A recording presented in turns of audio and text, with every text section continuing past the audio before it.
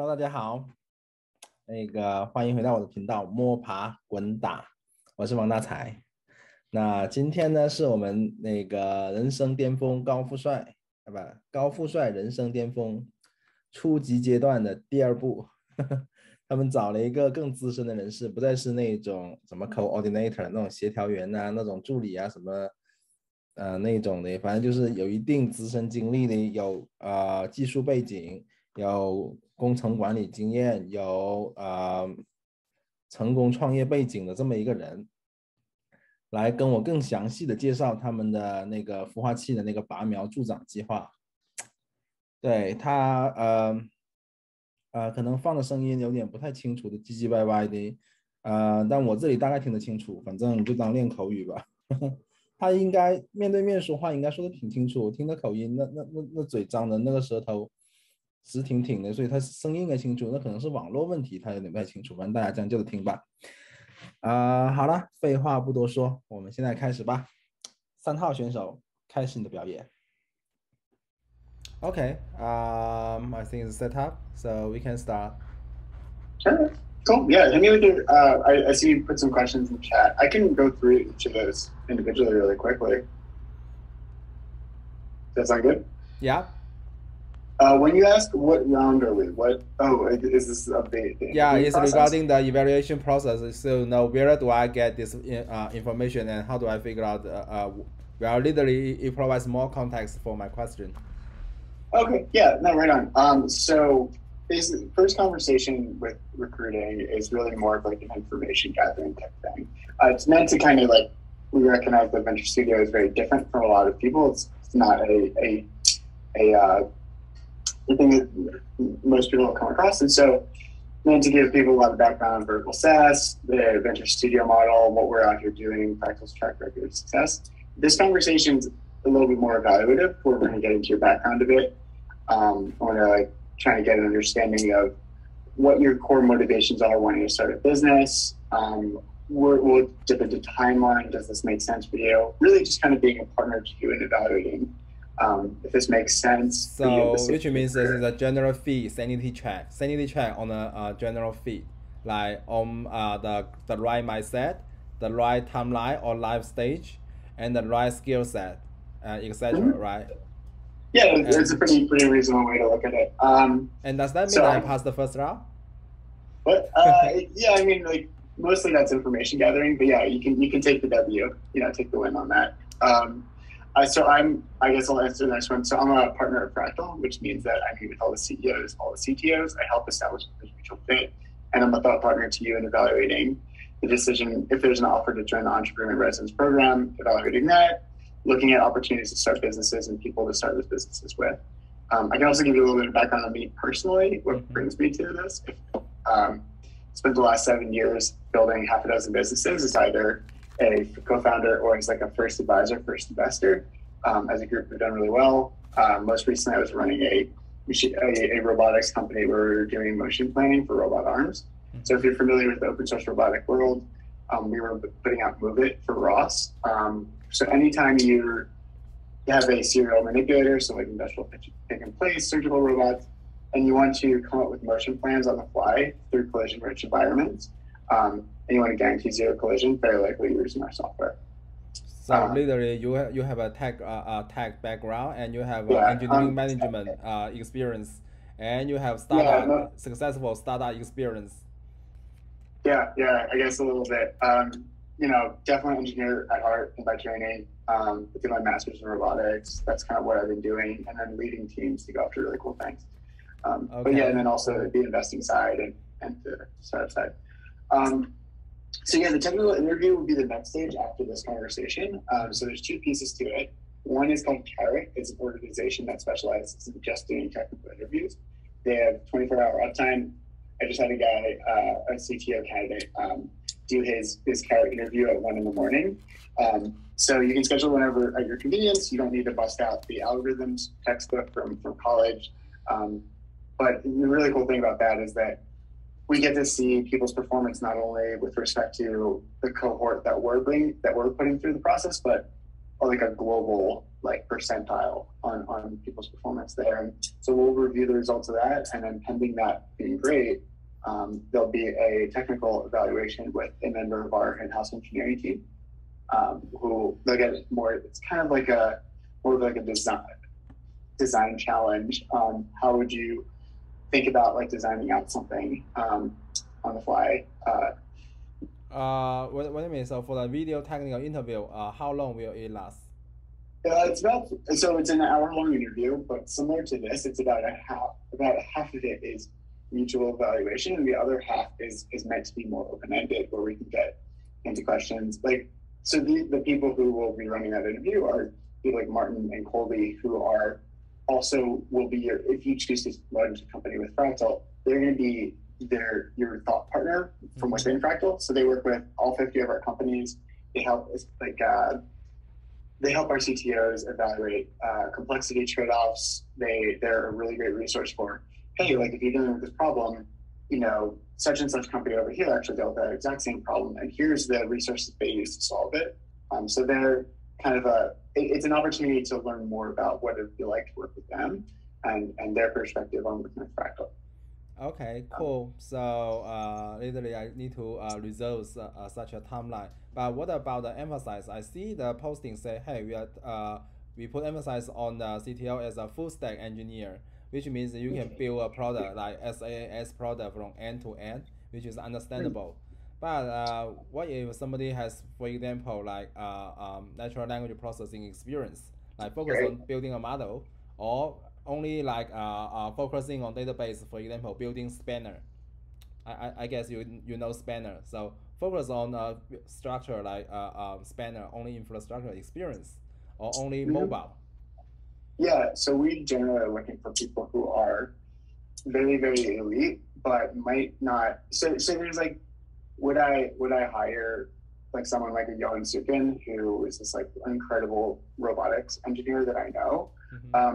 Would we bring him into the program? Maybe not. His knowledge base is very, very niche.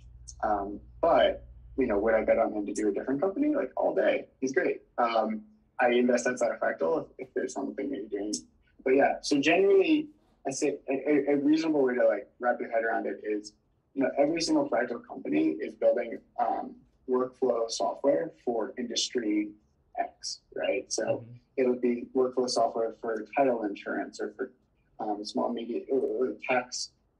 independent tax firms, or laundromats. So people who have a like comfort and a desire to build these workflow tools, and really the complexity there being less of a frontier tech and more building out this robust application that has all these different integrations that covers all these different corner cases really, really well.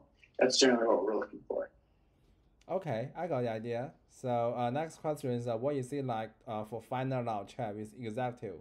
So we know that you are selecting, for example, CTO candidates from A performer in big names, or maybe like pre-IPO or something, but literally is A performer as an individual contributor. But this has some distance, like a little bit different. I mean, a lot of difference between like C-suite, like executive for the startup. So what are you looking for in the final round chat with executive? Sorry, can you get a little more clarity when you're asking? So what I mean, to put it simply, what you are looking for in the final round chat with executive? So there's not so the conversations will be this hour-long conversation with me. You'll have an hour-long conversation with someone from our in-house engineering team. We'll go to references. They'll then watch this call and the call with the more the technical assessment conversation, and they'll make an evaluation on that. If there's still questions and we want to have another conversation, then we've had someone like an Omri come in and talk to a CTO or CEO candidate. Generally, it's more, there's components that aren't technical to this role, right? Like, how do you think about hiring? How do you think about running teams? Is that something you're comfortable with? Pieces like that. But that's not so common. It's more, executive eval is more than it's an internal investment committee process. Okay, got it. So literally it's like how do you do this or do that when you are executive for all the potential responsibility? Like what's your approach and how do you see how do you Yeah, proceed? but and again, it's not a necessarily like so much formalized part of the process. It's more of like in a corner case where like, hey, we're on the fence with this person. Mm-hmm. Let's say what and maybe Omri or Adam will come say an hour with you. One more question here because I based on this, so I look through the candidate portal and I understand the number like the financial reward. And I think it's fascinating and I see it's way bigger. I agree that it's an easy way to go to like 10 million net worth. Okay, Right. So with that being said, this is very nice and with limited downside and unlimited upside. And I see the qualification right there. Say, okay, a performer in big in your employer, and system design and something. I can see a lot of qualified as at least in my circle. I can see a lot of qualified candidate. So so my question is, if without a very high bar on the selection something, then there are way more candidates going into this in this CTO pool. Is that the case? So no, we tend to be pretty rigorous with it. Both in terms of, I mean, so we're able to get a lot more signal on people in terms of knowing the companies that you work for, what you did at those companies, how core was that piece of technology to like the overall company's value proposition. We'll get into all of that. We'll also get into like technical ability. Martin goes really deep in the follow-up call there, and then there's references. I'd say candidly, like the people that, compared to venture investing out in the wild, like we have way more signal than like a Y Combinator or a normal VC like an 8 or a Tiger or crap. So yeah, I mean, we're pretty rigorous with that. We do maintain a really high bar. We have a lot of these conversations, and only a small portion of people get through. But yeah. Okay, I got the idea. So what is the reference now? References are, so it's generally 3 people that you in your world that you've worked really closely with, someone you've worked for directly, someone who's worked next to you or here that you've worked closely with, and someone who's worked for you.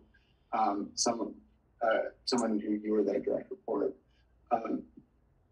And from that, we're going to go really deep into like a bunch of questions about like, what was this person like to work with within the top 1% of people you ever worked with, all of those pieces.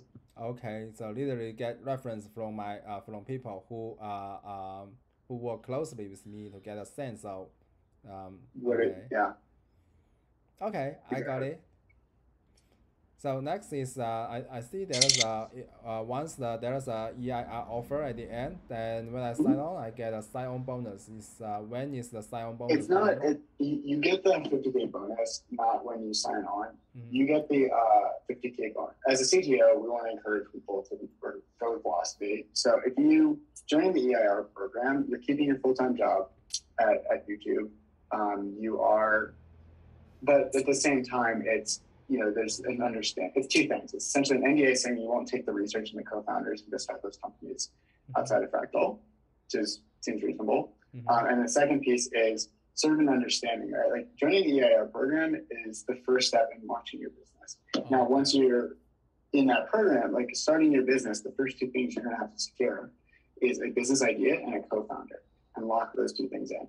The EIR program is about connecting you with people and ideas that you are excited to work with, and putting you in a position to evaluate those things until eventually you're at a place where you're like, yeah, this is the business we're building, and this is my co-founder. Like, we're all in. If you match with an idea and a co-founder within the first 30 days, I think actually it's 40 days of the program, then we pay you a 50K bonus out of Fractal's money, not out of the $1 million in seed capital. Okay, so what I understand is that to join the EIR is the first step or first milestone to get more involved and see if it's possible to really launch a business and so many things will work. And during this time, I can still keep my full-time job while I do all those prerequisite work. But after the business is launched, then I need to quit my full-time job and all in, and the startup journey starts from there. Everything starts from there. Yeah. I would actually say that like joining the AIR program is the first step towards like committing to starting a company. You are not leaving your job. You're correct on that, but it is definitely like a strong intention that like basically you have to come to the conclusion yourself that this is the right time in my life to start a company. Like I want to start a company now. I'm fired up to start a vertical SaaS business, and Fractal is the right business partner for me in that entrepreneurial journey. Now, with that in the abstract framework, like let's go find an idea and a co-founder. And like, yeah, maybe if there's nothing there, then like, okay, cool, we can part ways. But you know, let's get to that place where we're very set on starting a company, and then we'll get to the specifics of what business and with whom. And if things ends on like not the right fit, then I can still like quit the program and get back, like because I don't lose my full-time job, so nothing lose. Right, yeah. You won't lose your full-time job. So okay, no wonder the time I see the time estimation is like 3 to 4 months. From this conversation through launching, it's generally less than 3 months. Yeah, I see. Sometimes people have I guess it's a conservative estimation. Like 2 weeks. I think it's 2 weeks to pick a partner and 3 to 4 weeks to evaluate the idea. Yeah, so as a CTO, you'll generally be meeting with CEOs who are already coming to you with an idea. So joining the program, you'll get access to all the research. You'll get access to the research team, the 25-person research team that like did the diligence there, and learn from them why that's the business to start. And then based on that interest, if you're like, hey, this is something I want to do, we'll introduce you to a CEO who's already claimed that idea, who's already put it in notice, who is starting that business, and you guys are in a position to sell each other essentially. I'm like, I should be your CTO, and they're like, no, and like I should be your CEO. Got it. So next question is about the EIR program. I mean, the first one is not valid anymore. I got the answer. And next is the plan Z, the last backup plan. So what if say we start a business? I check your record. It looks like all the Fractal portfolio has never made anything start fail, and 100% success rate. But yeah, it's just in case. So I always prepare for the worst case. So in the worst case, once we start a company and it is not going well, but the thing is all the team members are performing well, but business is not going well. So what happened? So basically, let's say you start a company with a co-founder, you start going after the opportunity, you struggle to maybe hit milestones, you struggle to hire engineers, you struggle to get MVP out to the customer. Let's say it ends up not working out, right? And the company fails to raise follow-on funding, and you run out of money. At that stage, you go back. You either start another company or you go rejoin the workforce, right? There's no financial liability to anyone. People are betting on you to succeed. If you succeed, that's when people get exits. But if they don't succeed, then they don't succeed. Okay. If he doesn't succeed, then people just go back to the labor market. Or is there any chance to start another?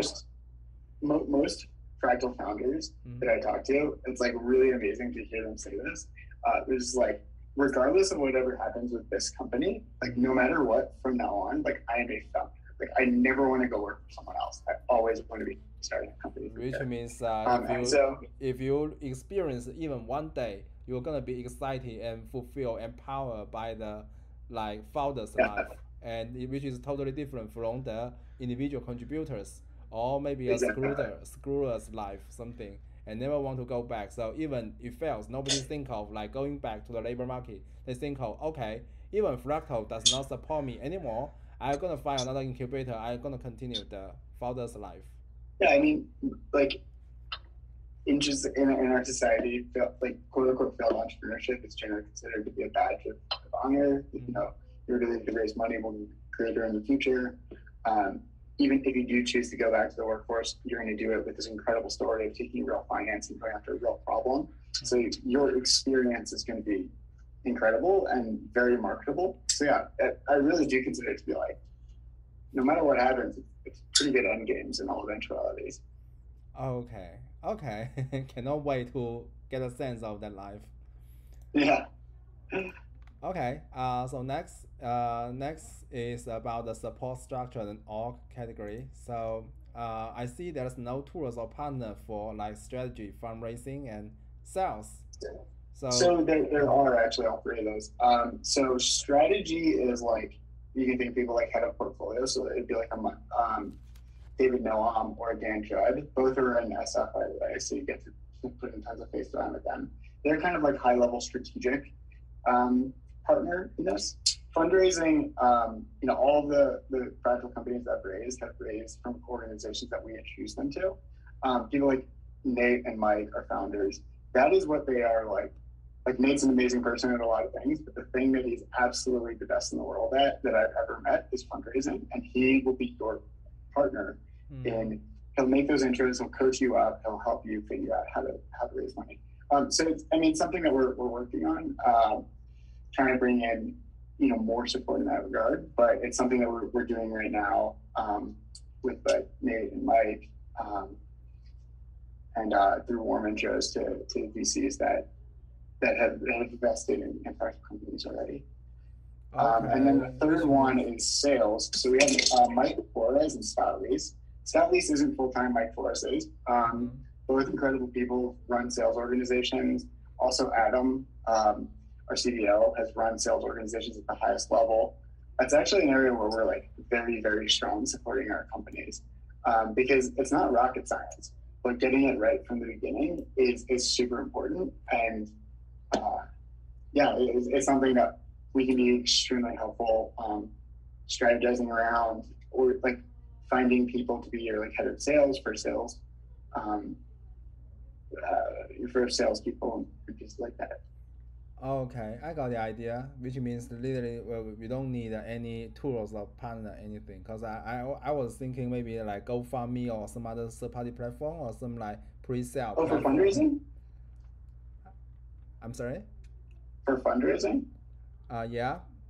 Oh yeah, no. When I see something, I was like, okay, fundraising. Maybe we need to leverage something like GoFundMe or some other third party to get more attention. We're super helpful. So actually, that's one of the things that we think very intentionally about. So like the follow-on fund, $5 million follow-on fund, $5 million per company. I'll turn on the AC really quick. It's really hot.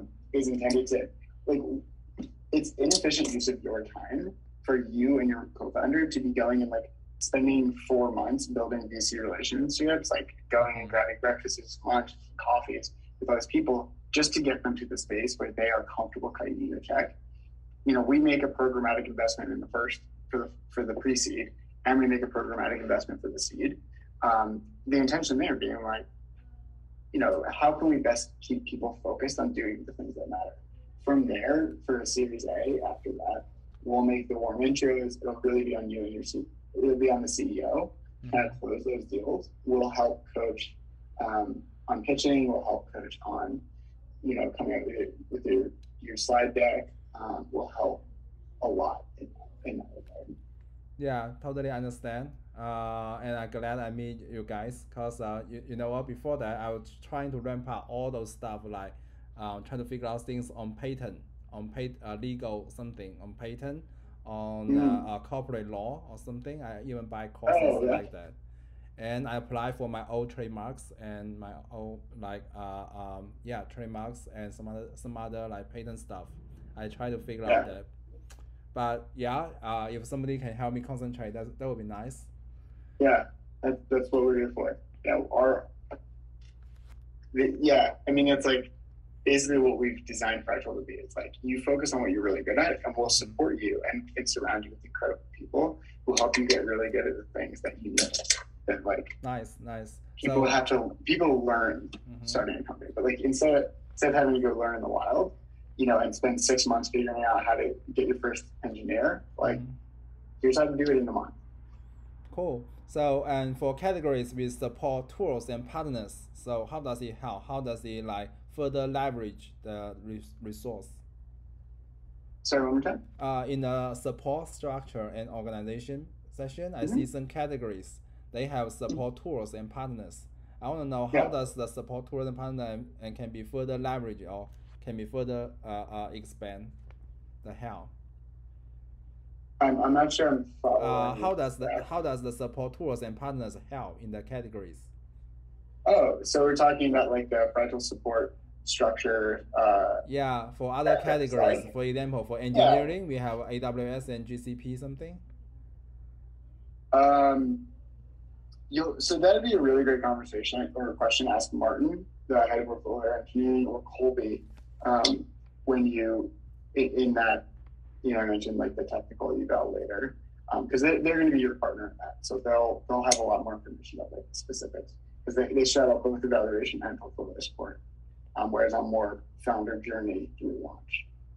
Okay, I would like to know more about the support. We know that there are a list of industry leader or experts in each category. I want to know what kind of commitment they can provide. Like, are they in the fractal for full time, or they just part time and only commit like weekend or weekday nights? No, they're full time. Part time. Sorry, it's really hot in here. Trying to set my AC on. Yeah, so they're full time. The only person I think on that, let's see what the most recent one. Okay, so the only person on this list that isn't full time is Scott Leese. So there's two. There's Scott Leese and there's Juliana. So there's one, we've hired a full-time portfolio sales director since this talk was put together. Mike Flores, he's amazing. So he's full-time as well. And then we're working right now on getting this amazing person to be like this finance board. Currently, we find that this actually works really well for people. But we do really want to have like full analysis of all these things, because then it becomes like not only is this person really, really good at doing this thing, but all they do all day is work with fractal companies through about, more or less the same stages of their growth. So their ability to gain learnings from here and apply them over here, it's just like generally a much stronger, we're able to give much more bespoke support by doing that. Okay, so do they just provide consulting, like whatever you need, they just go to them and they help you figure out, but you need to execute on your own?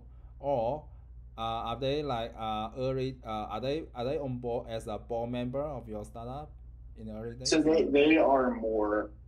Think of them more as like a strategic mentor. You get to meet with them. So like for instance, Dan Judd, you're going to meet like the strategy portfolio support, or David Nolan. You're going to meet with him day one. You're going to meet with him again maybe. You're going to meet with him like every Monday or Tuesday, like once a week.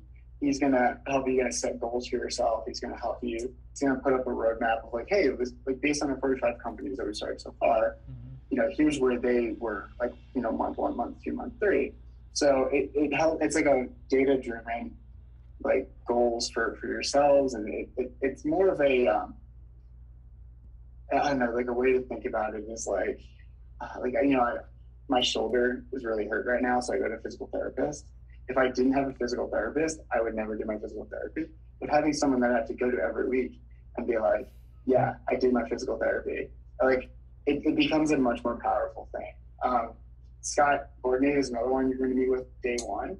He'll get you set up with recruiting. He'll kind of set expectations of like, hey, like first thing you're going to want to do is like getting your recruiting pipeline set up so you can hire your first engineer, because it's going to take a month to get your first engineering hire. But if you use these tools that these other companies have used, and you reach out to 500 different people through Interstellar, like that's the conversion. It's like 500 profiles that you reach out to, you will get your first engineering hire.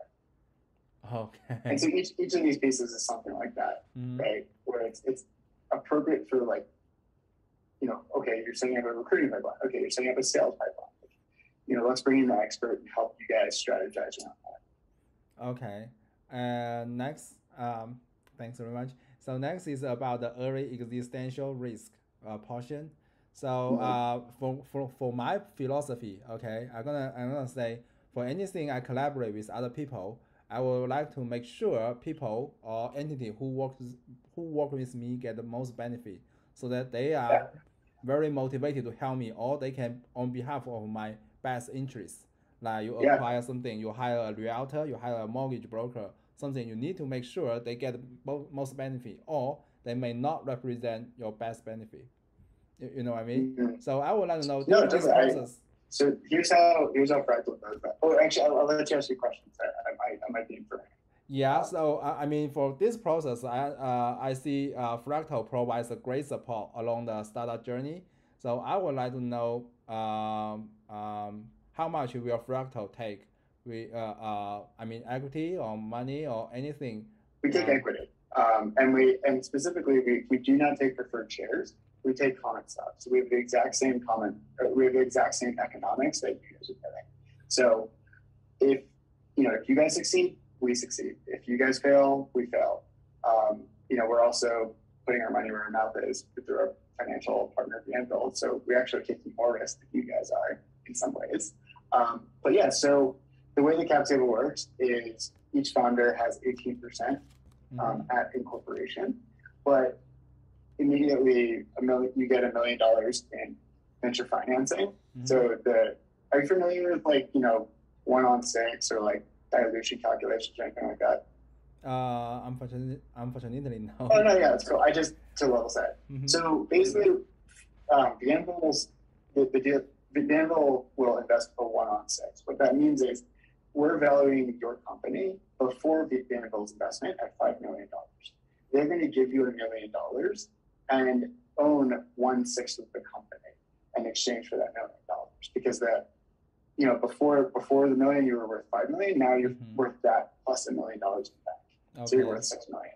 So they get it's called 1-on-6. That means that they will own 60% of the company, and that will dilute everyone else, because before the pie was up to $5 million, now the pie is up to $6 million.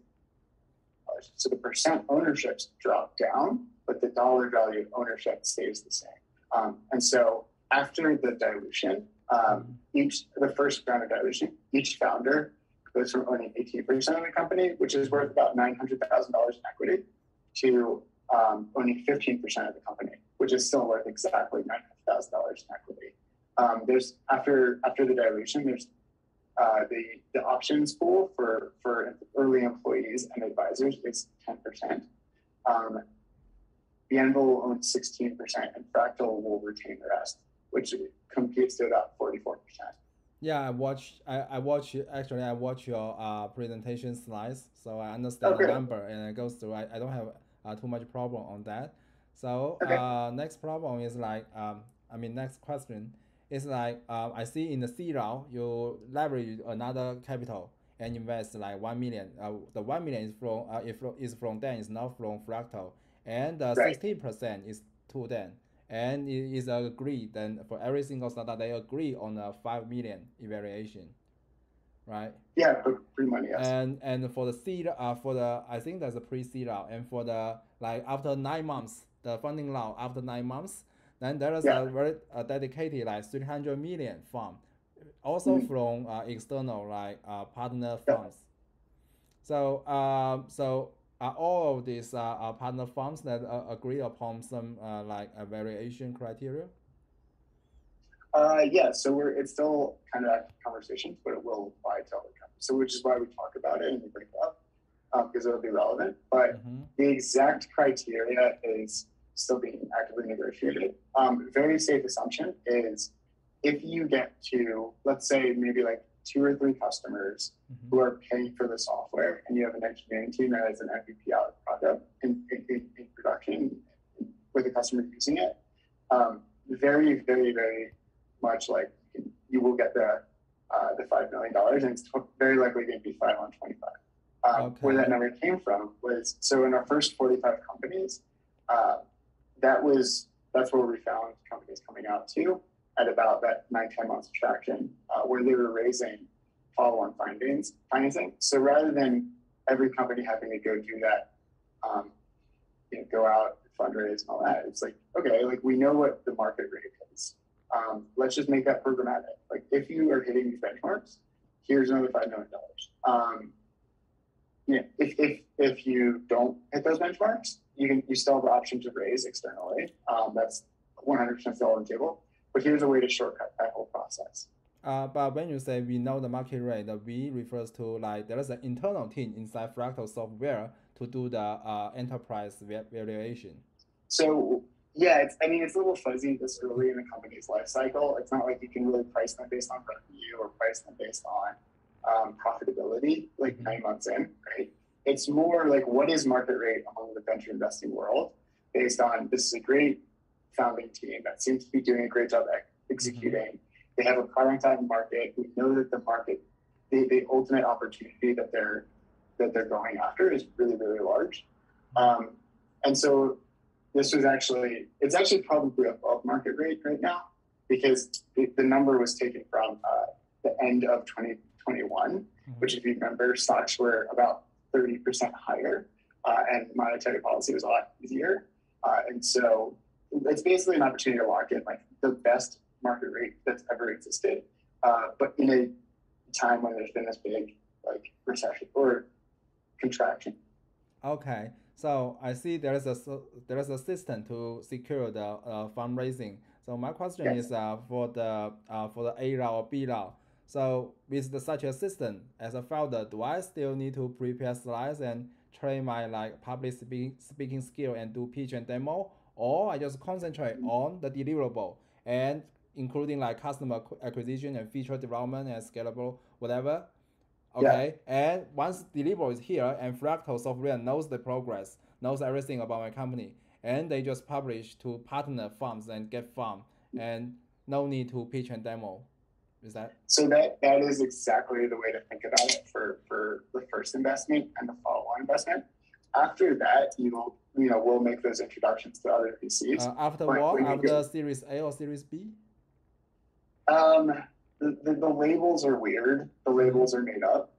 It's a safe way to talk about it. It's just whether you call it pre-seed and seed or seed and Series A, we will do the first 2 rounds of funding programmatically based on how well you've been executing, or at least make that available to you. And then after that, there's still external fundraising that you'll have to do for Series B and C and D.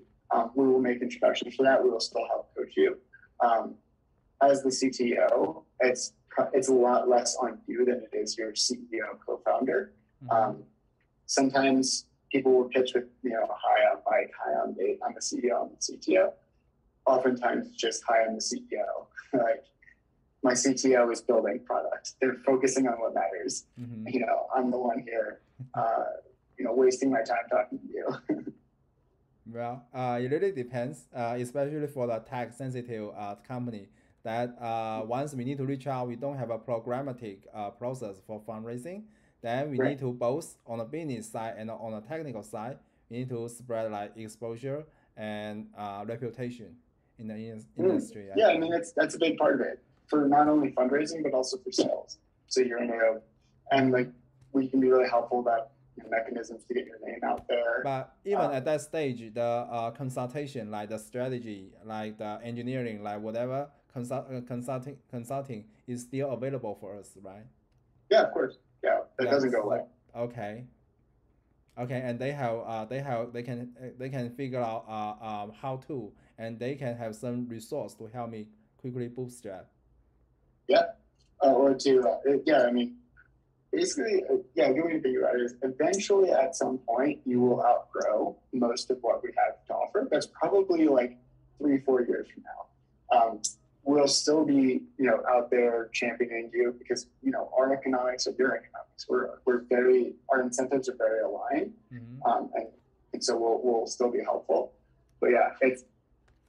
Okay. Okay, I got the idea. So, and I guess I think I got the answer for the self effort to fight to build the ball or something. Sorry, one more time? I mean, I get the answer for some of the questions. Great, yeah. So, yeah. So we talked about equity. How do we define the right people to build the board? So generally the way the board gets built is an investor will come in and say, hey, I'll give you $20 million for, 10% of your company. But I also want a board seat. And so that's how the board gets bigger. Initially, the board will be you and your co-founder. There's some rights that Fractal has to retain in order to like basically put guardrails on in case there's like something that happens. It hasn't happened yet. But whenever such a proposal comes in, then I can always consult with the fundraising expert inside Fractal. Exactly. Yeah, we'll be helpful with that. The next question is the 300 million follow-on fund. Other companies have, so for instance, my buddy's company, Tradewing, so Eric and I, great friends for a long time, I helped them put a company together. They've raised from Bienville for both their C and their A out of that fund because it's vertical SaaS and because it's in network. So it's not like a hard requirement that companies have to be from Fractal, but candidly, the economics for Bienville are a lot better if it is a Fractal company. So they have a strong bias towards only investing in Fractal companies. Also, there's big work in visibility. Yeah, and one more thing is about the 300 million like flow up fund. So I understand they are external funds. So are they dedicated for like, for example, Fractal portfolio and dedicated for the first round, or I mean after B round or after the first two round we need to raise fund ourselves? Can we like still pitch to them and something? Yeah, 100%. Okay, so they are independently operating and expose the opportunity to outside. Yeah, because we have a mutual understanding, awareness, and relationship along the way. So I think it's going to be easier if we reach out to those. Yeah, totally. Yeah, 100%. Okay.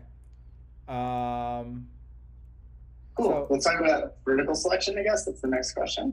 You keep talking about some, like, I understand it's vertical SaaS and in varieties of business, okay?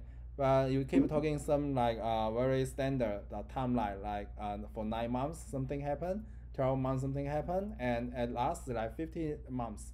So is this like, I mean, is this the same for all the vertical industry? Or I understand some industry just explode faster and some needs more accumulation. We recognize that some builds are more complex, some are easier to market, some are harder to market. And we recognize that, and that's one of the reasons why it's so hard to like come up with like a hard and fast expectation for follow-on fund, is because we know that like an electronic medical records is going to look different than golf country code software. Okay, and next is vertical selection. So I would say Fractal is not the first circle or community I joined that provide some opportunity and let qualified people take it and execute and deliver result. Okay, so what happens for such a community is like maybe the qualified candidate is too much overwhelmed and we don't have enough resource or enough something to delegate to these people. Is that possible? So I'm not sure quite. For example, you mean okay, we're gonna join the EIR program. We're gonna have a VT co-founder. We're gonna have a VT business idea. So is that possible that too many people join and too many founder pair are available there, but you don't have enough VT business idea?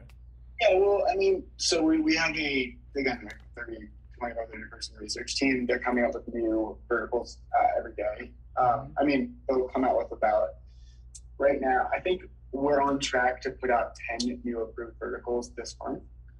So there isn't always new ones coming in.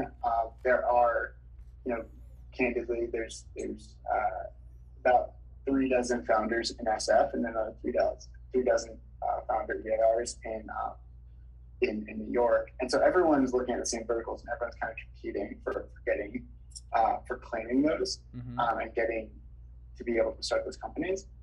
So it's a constant stream of new things, but also at the same time, it's like if you see something that's good, like you you should claim it.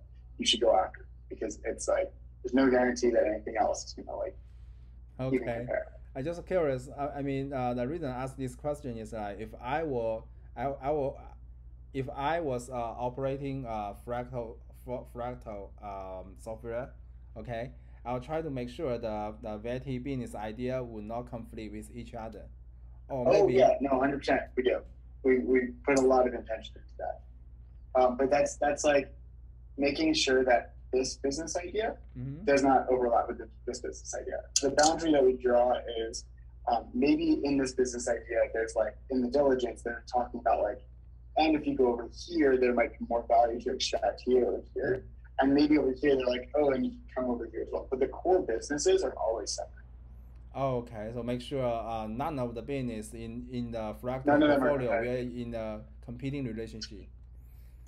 Everyone in fractal, it's like a very safe place to talk about these things because no one is competing with anyone.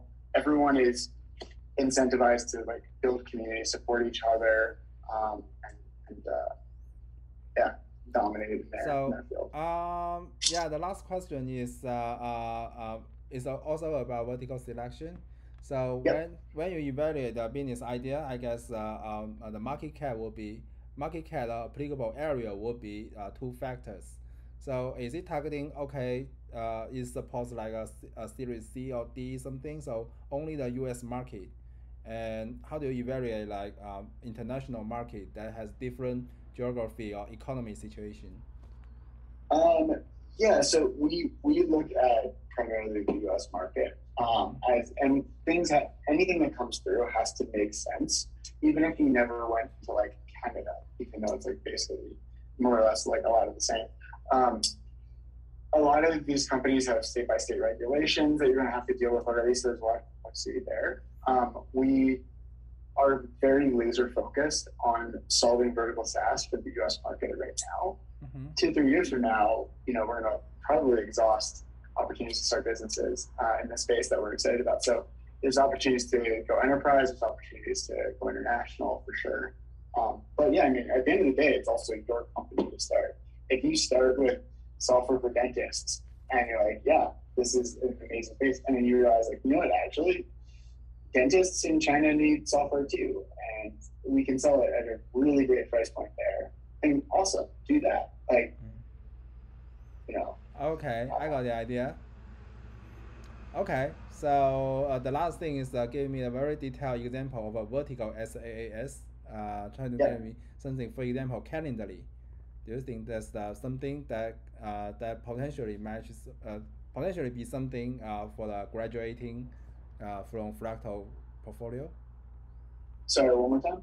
I didn't quite follow that one. It was the example diligence of the HOA. I'm sorry.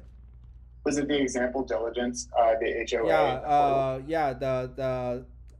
Give me a sample of some SaaS graduate, the companies graduating from the fractal incubation. Oh, okay, yeah. Oh, can I give some examples? Yes. Yeah. Okay, sorry, I missed that for a second. So we many of the companies are stealth, so we only talk about some of them that are a little bit further ahead. Where another company just seeing what they're doing and doing the same is less likely. So one example I'll talk about is Whoosh. It's software for golf courses. They started a year and a half ago. They have already 50 customers. They've got like very meaningful ARR, annual recurring revenue. They have a 20% full-time staff, and they've raised $6 million. And they're currently worth probably something like the 30s of millions of dollars. So pretty freaking cool that they they started a year and a half ago, and that they're already there. Do you have the link? I want to see the website. Yeah, sure. I'll throw. Why is it not in that? It's okay. You can send me the link afterwards. Yeah, I'll put it email. in chat real quick. So just get a detailed sense of what the team is expected to deliver in 6 months. This will be more than 6 months. What's here, for sure. But yeah, so these are the first companies through. These are about 18 months in.